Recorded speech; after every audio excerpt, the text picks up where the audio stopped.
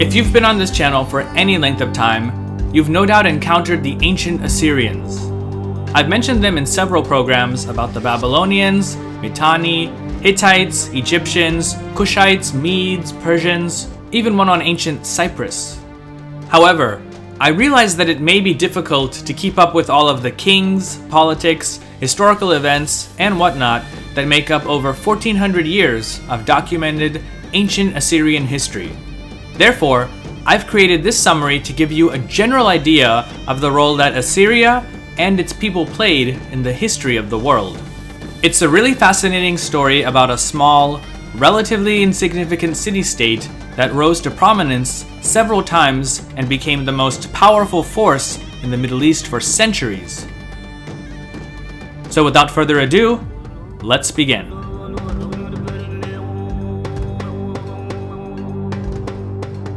Most historians and Assyriologists divide the history of ancient Assyria into three main phases: the Old Assyrian period, from about 2000 to 1763 BCE, the Middle Assyrian period, from 1365 to 1076 BCE, and the Neo-Assyrian period, from 911 to 610 BCE. The Assyrians were a people who lived in the fertile hills of what's today northern Iraq. At least, this was their homeland. Between the 2nd millennium to the 7th century BCE, the territory that they controlled expanded and contracted several times. Despite this, their homeland was always this northern Iraqi region that revolved around a very special city, Ashur. While Nineveh, Kalhu, and other cities from time to time may have been its political capitals, Ashur always remained Assyria's spiritual base. In fact, the Assyrians called their domain Mat Ashur, meaning land of Ashur. This, though, wasn't a reference to the city. It was actually to the god Ashur, the patron deity of Assyria, whose shrine and later temple was the city's great focal point. The word Assyria is actually the Greek name or way of saying Mat Ashur. However, since most of us are more familiar with the Greek term, I'll be using that throughout the program. Whether the land that Assyria controlled was just the city-state of Ashur or a vast empire stretching from Egypt to Iran, it was always considered to be land belonging to the god Ashur. He was the real king. The mortal who sat on the Assyrian throne was just his representative, his vice-regent on earth. This, at least, was Assyrian belief. In the year 2000 BCE, Ashur was just a city-state, one of several in northern Mesopotamia. The latest great superpower, the Neo-Assyrian Empire, had just disintegrated a few years before, with its last ruler, Ibbi-Sin, dragged off to Susa by the Elamite king and warlord, Kindatu. In truth, the authority of the Neo-Assyrian Empire in northern Mesopotamia, including places such as Ashur, had vanished a few decades before, with every city-state left to fend for itself. To fill the power vacuum, new players in the region came to the fore. Some of these were the native Akkadian-speaking peoples, of which the Assyrians were part of. Other groups included Hurrians, and the relative newcomers from the west, the Amorites. All of these groups vied with each other to get their share of what the Neo-Sumerian dynasty, whose center was the great Sumerian city of Ur, had left behind. The first historical and independent king of Ashur that we know about was Puzur-Ashur I, who established a dynasty that lasted several generations. In terms of military power, the city of Ashur had very little. It was originally just a shrine settlement. However, its strategic location on a rocky crag just above a bend in the Tigris River enabled it to become a regional commercial hub for goods coming in from Babylonia, Anatolia, and Elam. The major trade items that passed through Ashur were tin and textiles. Being an extremely enterprising people, the Assyrians set up many trading colonies in several Anatolian cities, the most famous one being the city of Nesha, which the Assyrians called Kanesh. Though politically it may not have been very powerful, over several generations, Ashur became quite wealthy.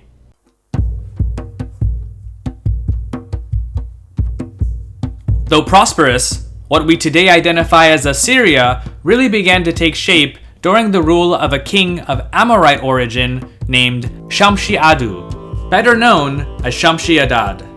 Inheriting, or possibly usurping the kingdom of Ekalatam, which was just a few kilometers across the Tigris from Ashur, Shamshi-Adad went on a series of military campaigns around what is today mostly northern Iraq and parts of the Levant. Called by scholars the Kingdom of Upper Mesopotamia, Shamshi-Adad's realm became the most powerful state during its day, which honestly wasn't very long. Included in this expanding empire was Ashur, a city he seems to have really liked, and whose temples he adorned with many expensive gifts. After deposing the dynasty founded by Puzur-Ashur I, he made the city of Ashur his home for a while before moving on to bigger and more lucrative conquests. For example, the fabulously wealthy city of Mari. Though technically an Amorite and not an Assyrian, Shamshi-Adad is considered not only by scholars to have been the first great king of Assyria, but also by later generations of Assyrians themselves. In fact, 4 other Assyrian kings would take the throne name Shamshi-Adad after him. Shamshi-Adad's life is really fascinating, and I honestly think that he's one of the most underrated people in the history of the ancient world. Had his empire, the Kingdom of Upper Mesopotamia, not fallen apart so rapidly after his death, I think he'd be just as famous as one of his contemporaries, the Babylonian king Hammurabi. Shortly after Shamshi-Adad's death, Hammurabi took over almost all of the territories that this first great king of Assyria once ruled over. Hammurabi's acquisition of Ashur around 1763 BCE effectively ended the Old Kingdom period of Assyrian history.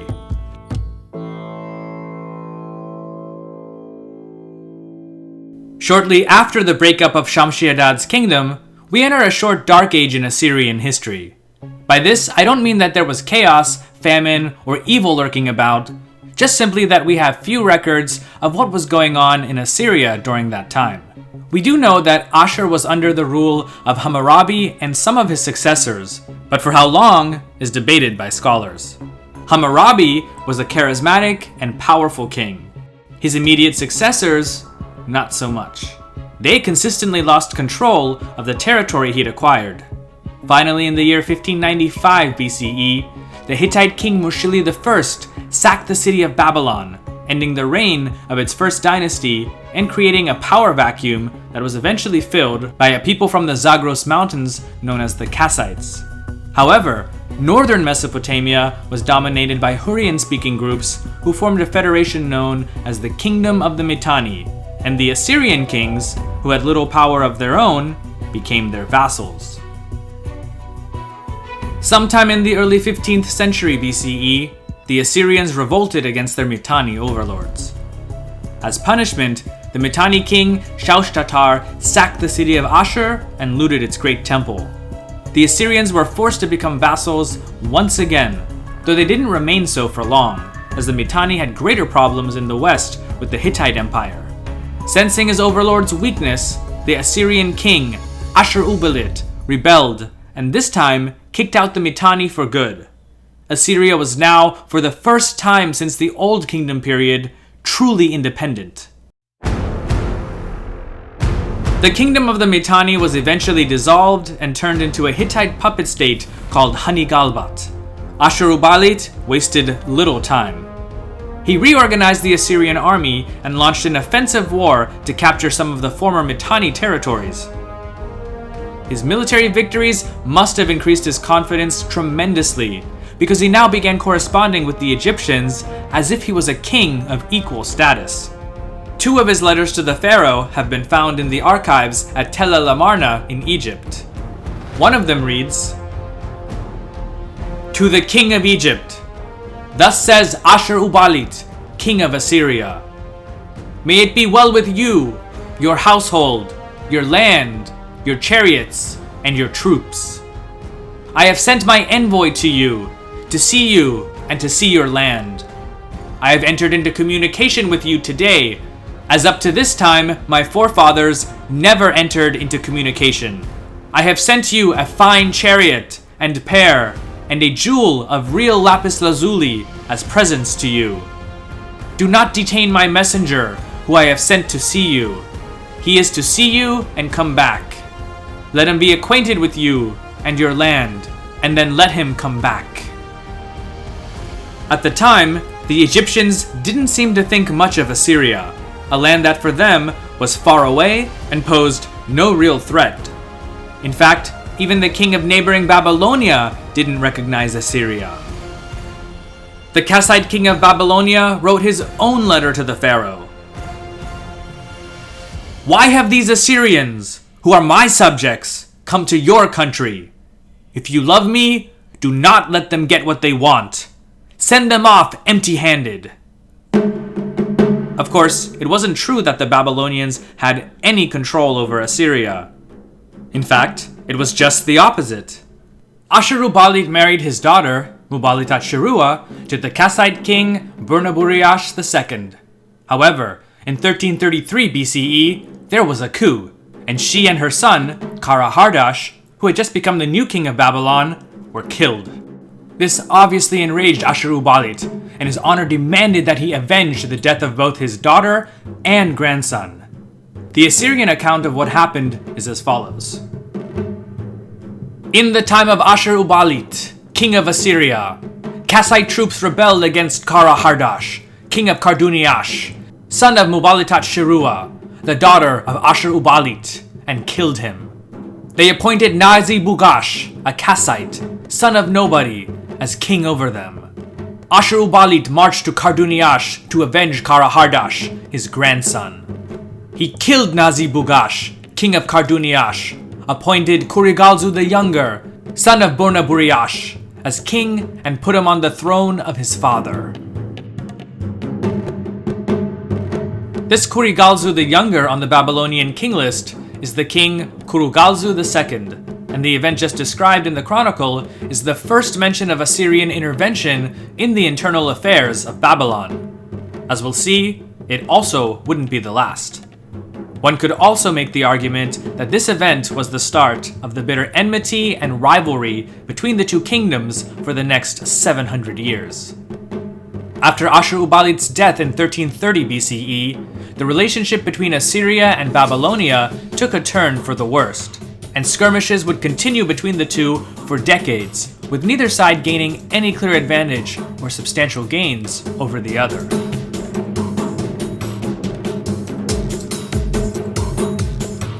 Tensions cooled during the reign of Adad-nirari I, who used the détente in relations to take over even more territories in the west and put Hani-Galbat on life support.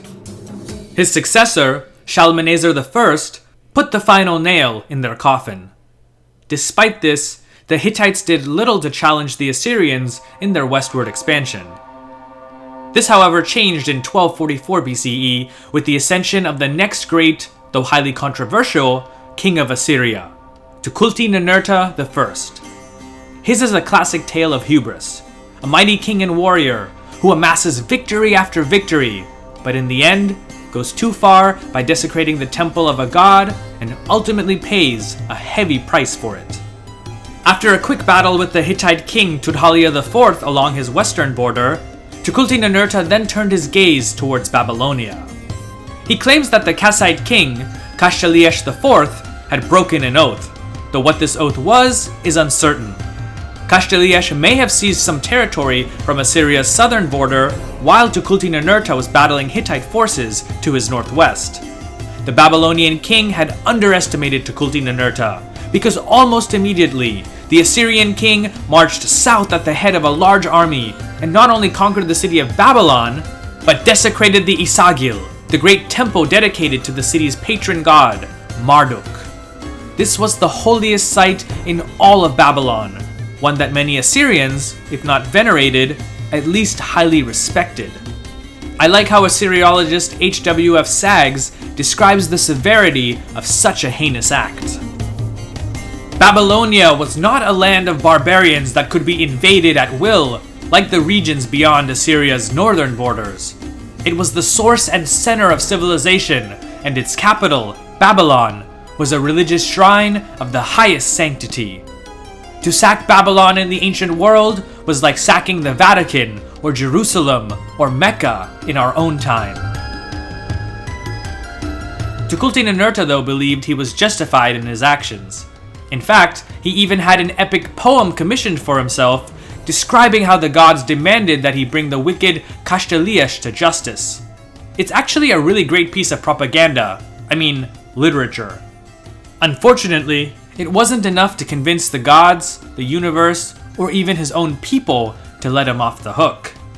His actions, along with some military defeats towards the end of his reign, had made him extremely unpopular, and many must have felt that the gods had abandoned him.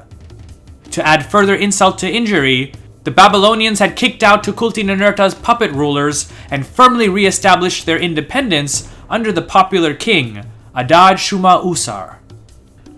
It was only a matter of time before the Assyrian people began to notice these rather unfavorable events. Like nearly all people of the ancient world, they were extremely religious. Many of them, along with the priesthood, must have feared that their king's great transgressions against the gods would bring catastrophe upon Assyria. It's believed that in 1208 BCE, several of them, along with members of the royal family, conspired together and assassinated Tukulti-Ninurta. With the powerful king gone and his immediate successors being weak, Assyria once again fell into decline. Things were getting bad, really bad. Though it seems that the Assyrian heartland was spared the destruction caused by the infamous marauders and migrants known as the Sea Peoples, the territories that Tukulti-Ninurta had acquired in the west had to be abandoned. In retrospect, Assyria was actually quite lucky. Its neighbor, the Hittite Empire, completely collapsed, while the Egyptians lost their territories in the Levant.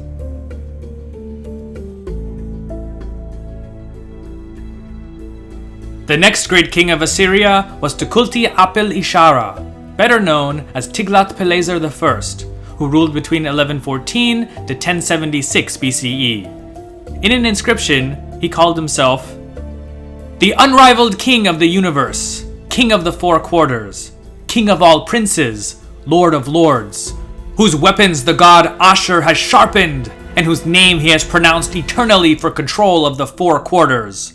Splendid flame, which covers the hostile land like a rainstorm. Expanding Assyrian influence in all directions, Tiglath-Pileser not only regained many of the territories that Tukulti-Ninurta had lost, but also stretched Assyria's network of vassals and tributary states to the Mediterranean Sea, including the wealthy Levantine coast. In his inscriptions, he claims to have crossed the eastern Euphrates River at least 28 times in order to pursue groups of Aramaean tribes who had been harassing his kingdom. We could go into more detail about these numerous campaigns, whose effect was not only the territorial expansion of the Assyrian Empire, but also the replenishment of the state's coffers with gold, silver, and wealth beyond anything in recent memory. However, I think there are even more interesting aspects of Tiglath-Pileser's reign that we should mention, especially on the domestic front. For example, he approved a lot of funds for building activities in Ashur, not just for palaces, but numerous public works projects such as gardens, parks, and even a zoo with exotic animals, although the latter may have been for his own personal use. He was also a great patron of the scribal arts and the schools that produced them. In fact, he is the first Assyrian king that we know of to have established a library at Ashur whose sole purpose was to collect tablets from around the realm on a whole host of scholarly subjects. It's probably from such texts that he was able to update and create a more workable law code, what we today call the Middle Assyrian laws. Though his time on the throne had provided stability, those of his successors did not. For the next 150 years after Tiglath-Pileser I's death, Assyria went through another period of gradual and then severe decline. By around 1000 BCE, the Assyrian state had lost so much territory, especially to the Aramaeans, that the kingdom had been reduced to little more than a sliver of land along the Tigris River. Assyria didn't suffer alone. The Aramaeans were causing havoc for nearly everyone, including the kingdoms that now made up Babylonia.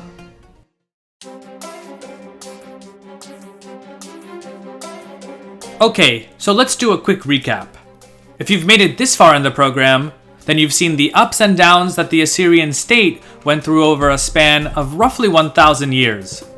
You've also become acquainted with some of its great, early kings such as Shamshi-Adad I, Tukulti-Ninurta I, Ashur-uballit, and Tiglath-Pileser I. However, in the early 900s BCE, Assyria embarked on a path of sustained territorial and economic expansion that was to last for over 3 centuries. It all began with the Assyrian king, Ashurdan II, who set the stage for what we call the Neo-Assyrian Empire. Ashurdan II began Assyria's expansion by launching a 2-front war, one against the territories to the north that had once belonged to Assyria, and the other in the west to keep the Aramaeans in check.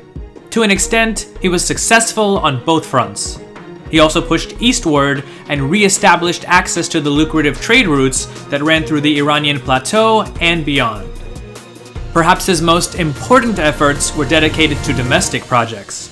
Ashurdan knew that the Assyrian heartland needed to have a strong foundation, while newly conquered territories had to be productive as soon as possible, lest they become a burden to the state.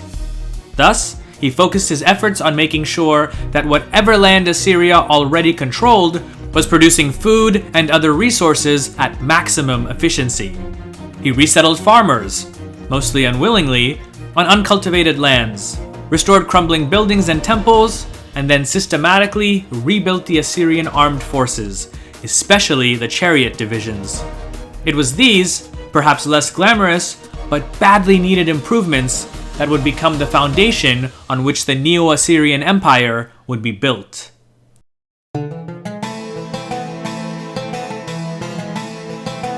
When Ashurdan's son Adad-nirari II came to power in 911 BCE, the Assyrian military machine was in full swing.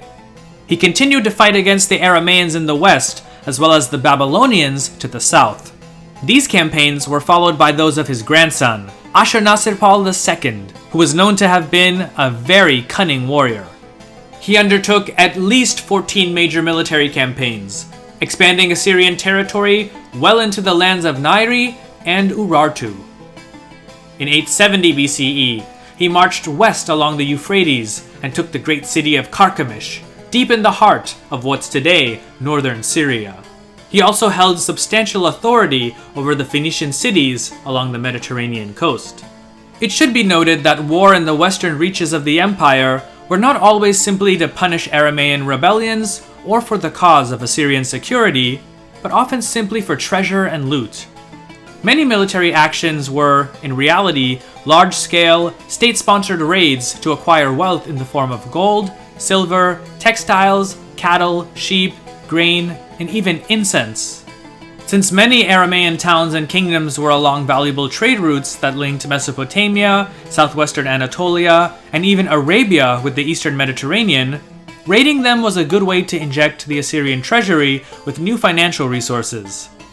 After one campaign against an Aramaean town, Ashurnasirpal II is claimed to have marveled at, and I quote, "the heavy spoil, like the stars of heaven, that could not be counted." So, what do you actually do when you possess such wealth? Perhaps you build a new, lavish capital city. That's exactly what Ashurnasirpal II did when he built Kalhu, also known as Nimrud.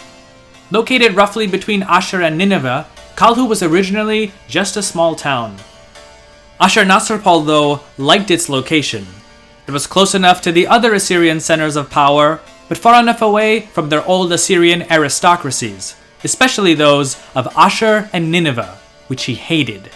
He transformed Kalhu into a bustling city and gave it a total makeover, building new temples, palaces, gardens, an extensive sewer system, and vast quarters for the thousands of workers and slaves who lived there for the sole purpose of maintaining it. According to an uncovered monument known as the Banquet Stele, Ashurnasirpal threw a huge inaugural party in Kalhu where he entertained nearly 70,000 guests for 10 days.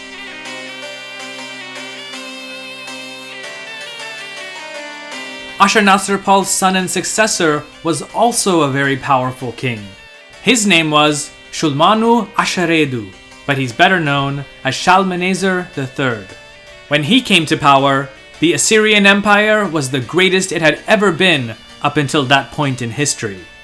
However, Those who despised Assyrian rule, and there were many of them, sought to test the new king. In 853 BCE, a grand coalition of states from the Levant formed to oppose Assyrian expansion in the area. It was led by King Ahuni of Bit Adini and also included the armies of Hamath, Damascus, and Israel. In all, 11 kings banded together to fight against Shalmaneser III at what's become known as the Battle of Kakar. Shalmaneser claims that he won, but in reality, it may have been more of a stalemate, since, as far as we know, all of the 11 kings in the anti-Assyrian coalition remained in power. A few years later, several members of the coalition resumed their fight against the Assyrians, while others went their separate ways. This allowed Shalmaneser to ultimately defeat, or at least demand tribute, from all of them.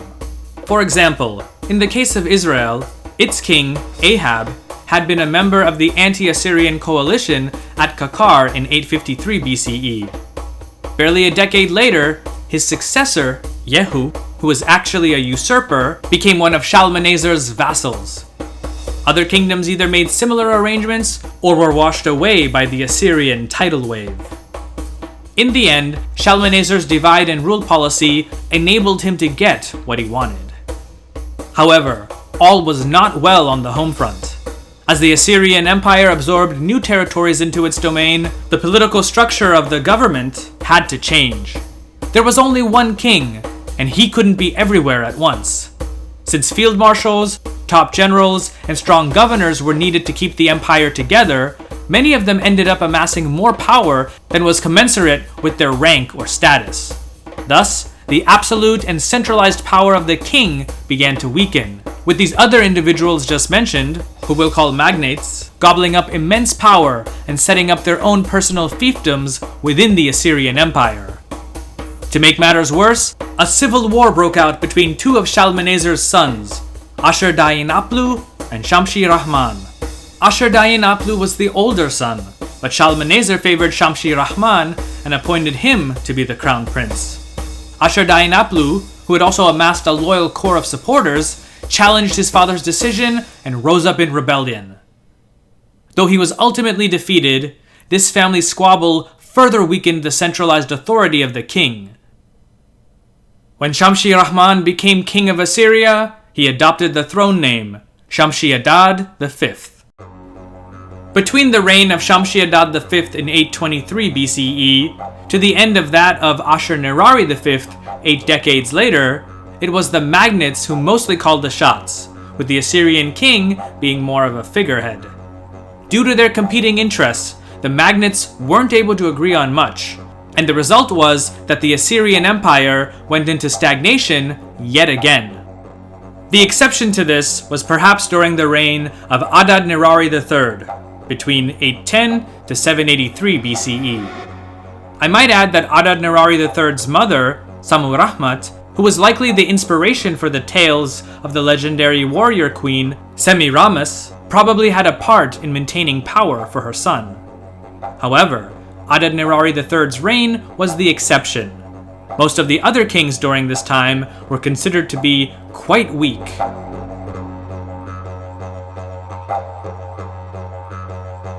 It seemed that Assyria was destined to go into rapid decline again until a new king, Tiglath-Pileser III, seized the throne in 745 BCE. Fed up of all of the divisive politics, he clamped down on the power of the magnates and took a more ruthless approach towards his enemies, both foreign and domestic. All who opposed him, if they didn't surrender, were brutally dealt with. Any civilian survivors of his campaigns were deported from their homelands and resettled in other, distant regions. In their place, new settlers from Assyria moved into their homes and occupied what remained of their cities. A good number, if not the majority of these deported peoples, were Aramaean speakers. According to Eckhart Fram, professor of Near Eastern Languages and Civilizations at Yale University, the aim of these deportations was, and I quote, to destroy the identity of the colonized polities and thus reduce the potential for armed resistance, and to enable the Assyrian king to send large numbers of laborers wherever they were most needed, whether in underdeveloped provinces to do agricultural work, or in the Assyrian capital cities to participate in large construction projects. the deportations of the late Assyrian period changed the ethno-linguistic composition of Western Asia forever, diluting the region's cultural diversity and enhancing the rise of Aramaic as lingua franca. While to his enemies he could be ruthless, Tiglath-Pileser III was not only loyal to those who submitted to Assyria, but a dependable ally as well. Basically, if you were a vassal king of Assyria, paid your annual tribute, and occasionally helped the emperor by sending troops and resources when needed, you could expect to keep your throne and rule your petty kingdom more or less independently. This, of course, was as long as you didn't do anything against Assyrian interests. There's an inscription that's been found of one of Tiglath-Pileser's Syrian vassals that narrates the good relations that he and his father had with the Assyrian king. It reads, "My father ran the wheel of his lord, Tiglath-Pileser, king of Assyria, in campaigns from east to west. My father died at the feet of Tiglath-Pileser, king of Assyria, on campaign, and all the camp of his lord, the king of Assyria, erected an image of him by the roadside, and brought my father across from Damascus. Then, because of my father's loyalty and my own loyalty, my lord Tiglath-Pileser set me on the throne." Having restored Assyria once again to its imperial greatness, in 727 BCE, Tiglath-Pileser III passed on.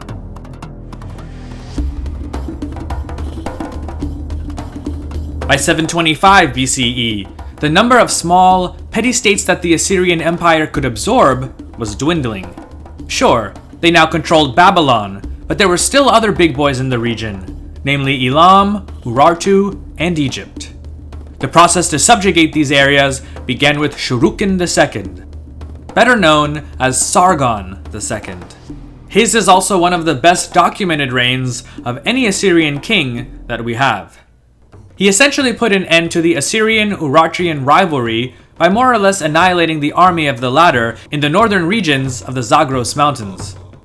Defeating the Urartian king, Rusa I, Sargon went deep into Urartian territory around what's today Lake Urmia in Iran.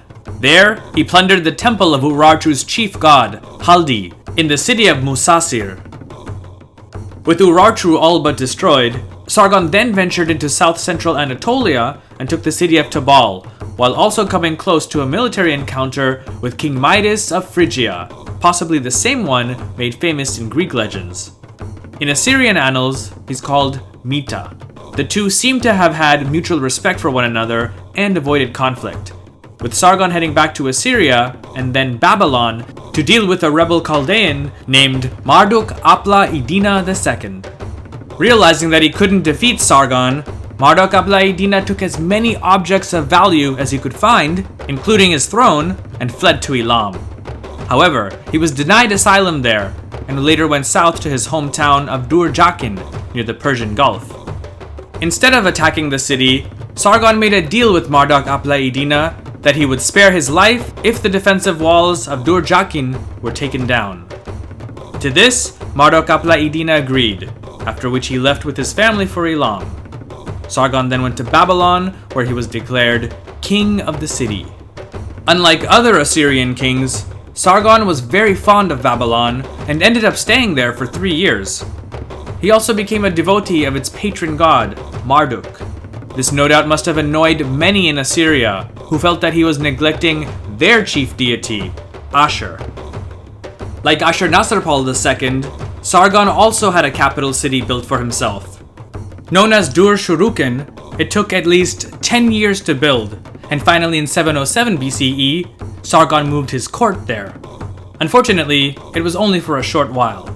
Just 2 years later, in 705 BCE, he was killed in battle. He had gone back to Tabal to subdue a massive rebellion there, but the campaign ended in disaster. It said that a certain Gurdi or Gordias of Kuluma attacked the Assyrian camp and killed Sargon.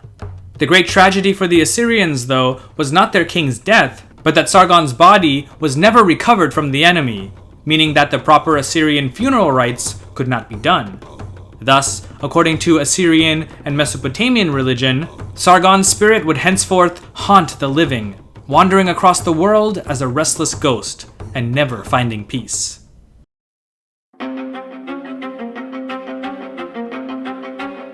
Many Assyrians believed that Sargon II's tragic end was due to his love of Babylon and the excessive adoration of its patron god, Marduk. Thus, when his son, Sennacherib, better known as Sennacherib, came to power in 704 BCE, he abandoned Dur-Shurukin because he believed it to be cursed. In its place, he moved the Assyrian capital to the great city of Nineveh. Though we don't really know his intentions, by simply looking at his policies and actions, Sennacherib in many ways was the opposite of his father. For example, whereas Sargon II had all but destroyed Urartu, Sennacherib sought a reapproachment with the Mountain Kingdom. This wasn't due to Urartu posing a threat to Assyria, but because they were a buffer against what lied in the mountains beyond. Tribes of Scythians, Cimmerians, and others who spoke foreign, barbaric tongues.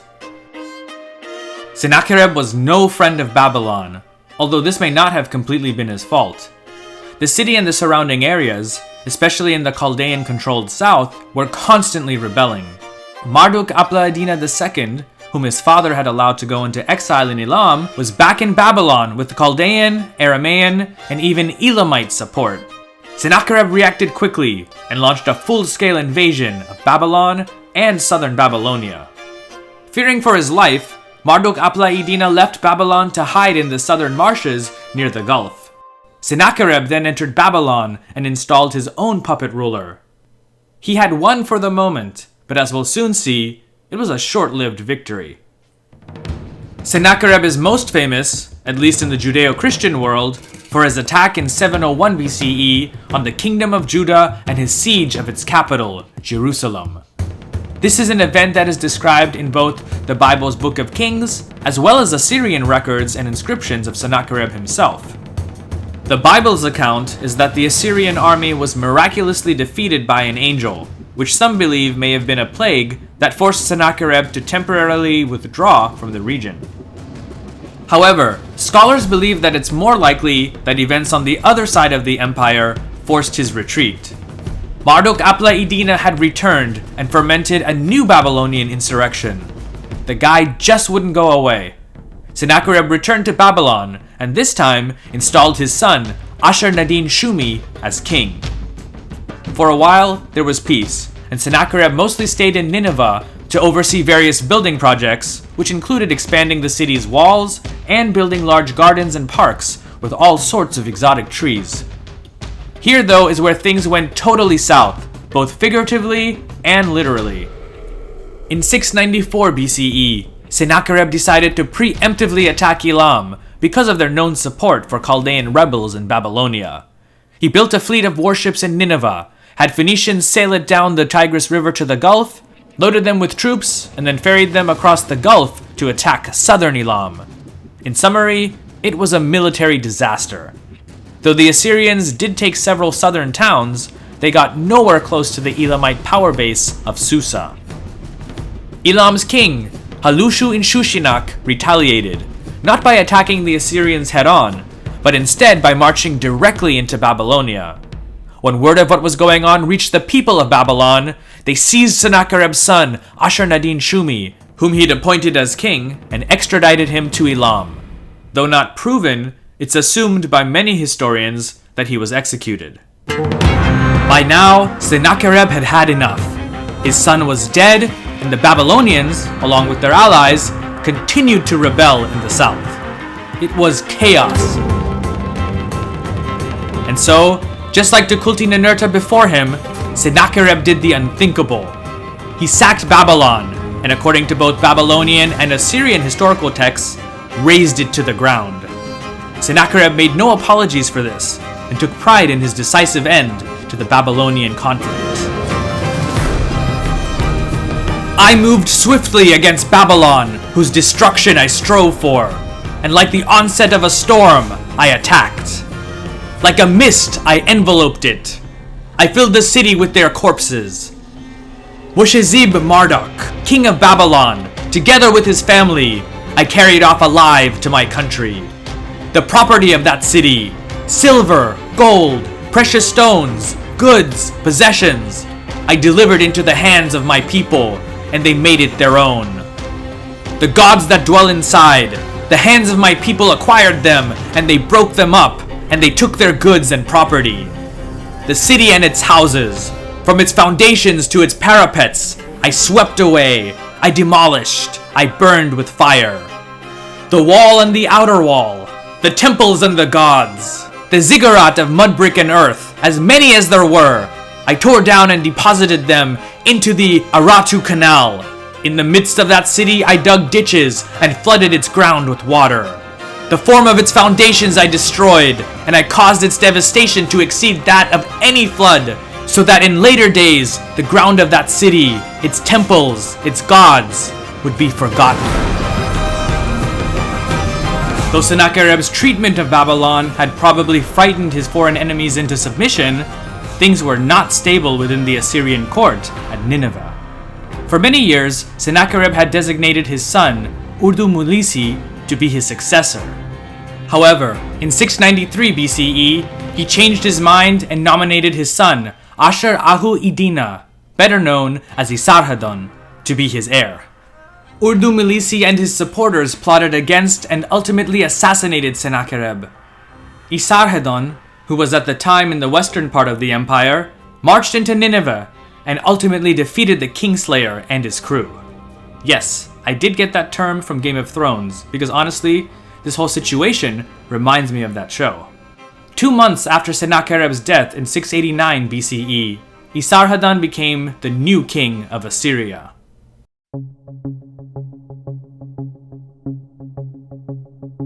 Esarhaddon considered the violent deaths of his grandfather Sargon, and especially his father Sennacherib, to have been a divine warning. One had been too pro-Babylon and worshipped Marduk excessively, while the other had been too harsh with the city and humiliated the god.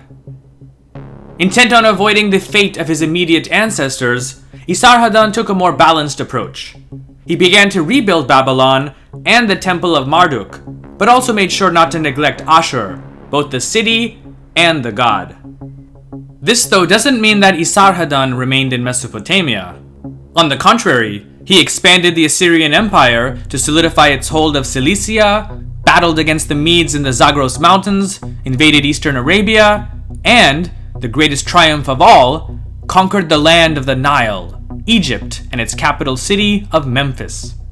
Despite such great military achievements abroad, Esarhaddon was troubled by dissent and insurgencies within the Assyrian heartland, all of which took significant effort to put down.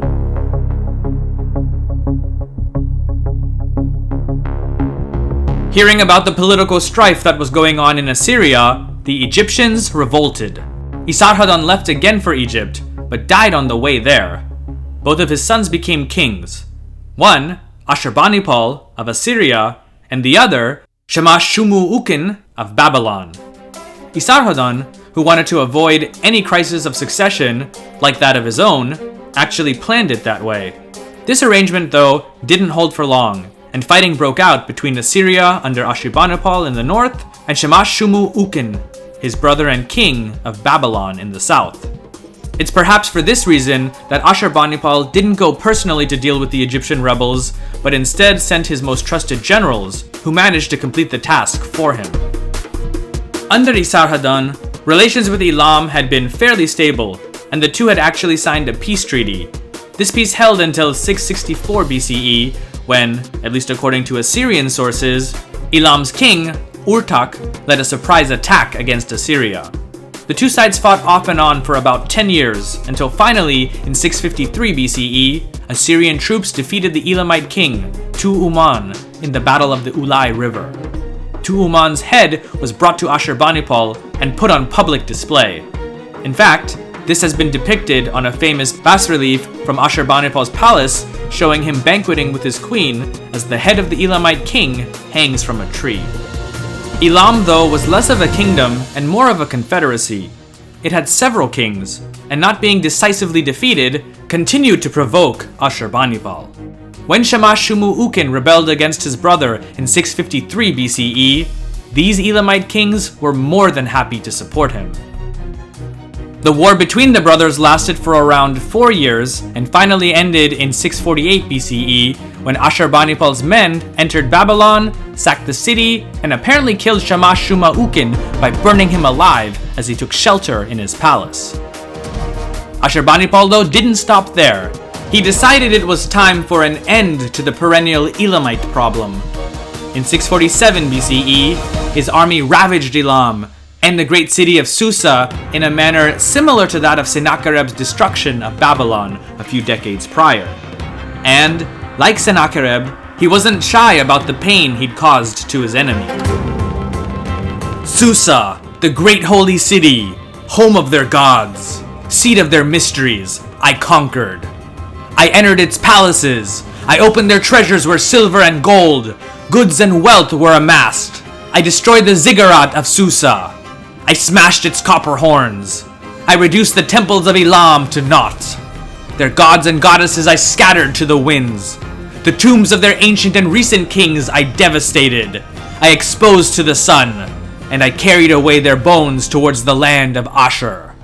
I devastated the provinces of Elam, and on their lands I sowed salt. It's obvious that Ashurbanipal was no pacifist. He loved waging war, though he himself rarely went on many campaigns. It was enough for his generals to bring his enemies to Nineveh to be humiliated, tortured, and eventually executed. And yet, Ashurbanipal had a softer side and, well, an interesting hobby, you could say: collecting ancient texts. He was in love with the literature and history of ancient Mesopotamia. In fact, it's from Ashurbanipal's library at Nineveh that many of the old Babylonian and Sumerian texts that we have with us today were first discovered. Ashurbanipal basically wanted a copy of every text that had ever been produced since the beginning of time, and he sent scholars and scribes all over the Near East to either bring them back, or, if this wasn't possible, to at least acquire a copy of them. In one inscription, he boasts of his own scribal skills. I studied the secret lore of the entire scribal craft. I know the celestial and terrestrial portents. I discussed with competence in the circle of the masters. I argue about the text. If the liver is a correspondence of the sky, with expert diviners, I can solve the most complicated divisions and multiplications which do not have a solution. I have read intricate tablets inscribed with obscure Sumerian or Akkadian, difficult to unravel, and examined sealed, obscure, and confused inscriptions on stone from before the flood.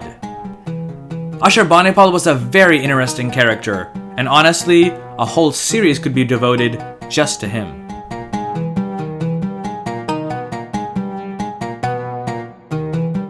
Ashurbanipal was the last of the great Assyrian kings. When he died in 631 BCE, the Assyrian Empire was arguably the most powerful it had ever been. Its great historical enemies, Urartu, Elam, and of course, Babylonia, had been severely weakened, and no longer posed a threat to Assyrian interests. Scholars are still not in total agreement as to how the empire and ultimately the Assyrian state fell. This is in a great part due to the surprisingly lack of historical sources for the period immediately after Ashurbanipal's death. However, based on what is available, scholars have constructed the following narrative. Keep in mind that not every Assyriologist agrees with the details, but most seem to follow this general story. Ashurbanipal's successor was his son, Ashur-etil-ilani. However, he may have been a minor during his coronation, and so the chief eunuch, Sin-Shumu-Lishir, ruled as regent. For such an individual to temporarily hold power wasn't unprecedented in Assyrian history. However, in 627 BCE, Ashur-etil-ilani disappeared. No one knows what happened, only that afterward, Sin-Shumu-Lishir crowned himself as king. This was unprecedented, as he was a eunuch, and not a member of the extended royal family, nor the nobility. Sin-Shumu-Lishir also didn't last long, and disappeared from the scene after only a few months on the throne. By then, though, everyone knew that all wasn't well within the Assyrian royal family, especially those in Babylonia. A certain Chaldean, Nabu-aplu-usar, better known as Nabopolassar, became popular for his anti-Assyrian activities. He had led various armies to victory against Assyrian forces around both the city of Uruk and the capital of Babylon itself. It said that the Babylonian people made him their king, and slowly but surely, Nabopolassar pushed Assyrian forces further north, eventually gaining independence for Babylonia. He didn't stop there. The Chaldeans especially had suffered tremendously under Assyrian rule, and now Nabopolassar wanted to make sure that they would never again be threatened by their neighbors to the north. He knew though that he couldn't take on Assyria alone. It was then that Nabopolassar received support from an unexpected ally, the Medes. Though for centuries they'd been divided up into tribes, which was part of the reason why the Assyrians were able to control them, the Medes had recently united and become independent themselves. Their king, Sennacherib, joined forces with Nabopolassar to fight the Assyrians to the finish. In the year 615 BCE, Median troops conquered Harappa, and then sacked and devastated the city of Ashur. Yes, Ashur, the place where Assyria began. For well over 1400 years, the city had withstood Amorites, Babylonians, Hurrians, droughts, Aramaeans, the Bronze Age collapse, you name it. Empires had come and gone, but Ashur had always somehow remained. Now, in less than a month, the Medes did to it what Tukulti-Ninurta and Sennacherib had done to Babylon, and what Ashurbanipal had done to Susa. The difference, though, was that these cities would eventually recover. Ashur would not. The decisive blow came in 612 BCE, when a combined Babylonian and Median force, after a 2-month siege, breached the walls of Nineveh and enacted the same fate upon it as Ashur. The Assyrian heartland had now been completely overrun by the Babylonians and the Medes, who went about dividing up the spoils of war. Still, the conflict wasn't completely over. A sizable force of Assyrians, along with allies from Egypt, held out in the cities of Haran and Carchemish for a few years under a new king, Ashur-uballit II. They defended their positions valiantly, but ultimately were no match for the combined Babylonian and Median forces, which in 610 BCE drove Ashur-uballit out of Haran. After a failed attempt the following year to reconquer the city with his allies, Ashur-uballit II disappeared from the scene. Without a leader, the Assyrian state ceased to exist. For a while, there would be a new order in the ancient Near East, one dominated by the Neo-Babylonian and Median empires. The stories of these two, though, are a separate chapter in the history of the ancient world, one that will be discussed in another episode. However, the influence of the Assyrian Empire, let alone Assyrian culture and traditions, did not disappear. While this program is more of a synopsis of Assyrian political history, I'll be covering other aspects of ancient Assyria in future programs and podcasts, so please stay tuned for those. Thanks so much for stopping by. I really appreciate it. If you learned something, or simply just enjoyed the video, please don't hesitate to hit that like button, because it helps the channel out a lot. Also, check out the History with Sai podcast, where I go into more detail with regard to some of the topics discussed on the channel. You can also follow History with Sai on Instagram, Facebook, and Twitter. Thanks again, and I'll catch you in the next episode. Take care and stay safe.